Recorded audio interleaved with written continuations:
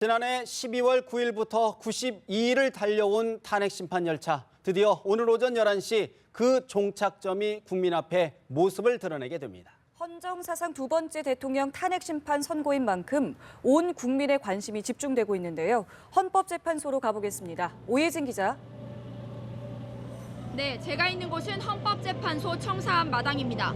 제 뒤로 보이는 이 건물 1층 대심판정에서 이제 불과 2시간여 뒤면 헌정 사상 두 번째로 현직 대통령에 대한 탄핵 심판 선고가 내려집니다.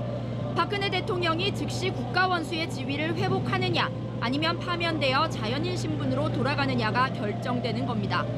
대통령 탄핵 심판 선고는 지난 2004년 노무현 전 대통령 탄핵 심판 선고 후 13년 만입니다. 오늘 진행 상황을 미리 짚어보면 이정미 소장 권한대행을 포함한 8명의 재판관들은 오전 10시 30분을 전후해 이번 심판의 결론을 낼 평결을 진행할 것으로 관측됩니다. 이를 통해 탄핵 기각, 인용, 각하 중 하나의 결론이 나오면 바로 이어서 오전 11시에 선고를 내립니다. 다만 결론부터 밝힐 시 예민한 분위기 속에서 혼란을 가중할 우려가 있어 재판장인 이권한 대행이 결정의 이유부터 읽고 결론은 가장 나중에 공개할 것으로 보입니다. 결정문 낭독은 13년 전 노무현 탄핵 심판 사건 때는 25분 정도 걸렸는데 이번엔 탄핵 소추 사유가 13개에 달하는 데다 사실관계도 매우 복잡해서 1시간가량 소요될 것으로 추정됩니다. 오혜진 기자, 이번 심판 박한철 전 소장이 1월 말에 퇴임하고 8인 체제로 진행이 돼 왔는데 기각, 인용, 각하 어떤 조건에서 결정이 되는가요? 네, 헌법재판소법상 탄핵 심판은 최소 7명 이상이 표결에 참여해서 6명 이상이 탄핵에 찬성해야 인용이 됩니다. 박한철 헌재 소장 퇴임 이후 지금 헌재가 8인 체제인 점을 고려하면 3명이 반대하거나 각하 의견을 제시하면 직무정지 상태인 박 대통령이 바로 국정 운영에 복귀한다는 의미입니다. 이에 따라 박 대통령의 임기는 내년 2월까지 보장되고 대통령 선고도 당초 예정대로 올해 12월 20일 치러지게 됩니다.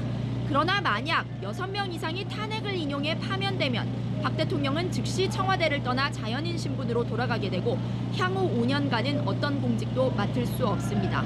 동시에 헌법에 따라서 대선도 60일 이내에 치러져야 합니다. 인용을 전제로 가장 유력한 대선일은 오는 5월 9일이 거론되고 있습니다.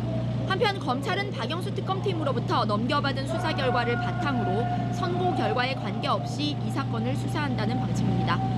다만 인용이냐 기각이냐에 따라 수사 현방은 크게 달라질 것으로 보입니다. 네, 오늘 역사적인 심판이 이뤄지는 만큼 국민적인 관심이 헌재에 쏠려 있을 것 같은데요. 지금 분위기는 좀 어떻습니까? 네, 우선 재판관들은 엄중한 결정의 날을 대비해 평소보다 1시간 정도 빨리 출근했습니다. 특히 재판장인 이정미 권한대행은 직접 선고하는 데 따른 압박감이 상당한 듯 머리에 꽂은 미용도구 일부를 채 풀지 못하고 차에서 내리는 해프닝을 빚기도 했습니다. 오늘 탄핵 심판 선고는 국민적 관심을 반영해 방청 신청 경쟁률도 무려 800대 1에 달했습니다.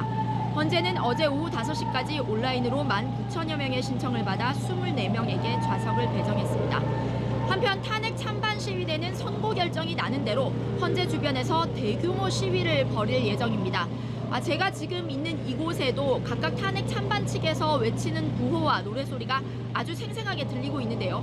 경찰은 이에 대비해 어제 저녁부터 안국역 등 청사 주변에 버스 360대를 동원해 시위대의 헌재 진입을 원천 봉쇄하고 있습니다.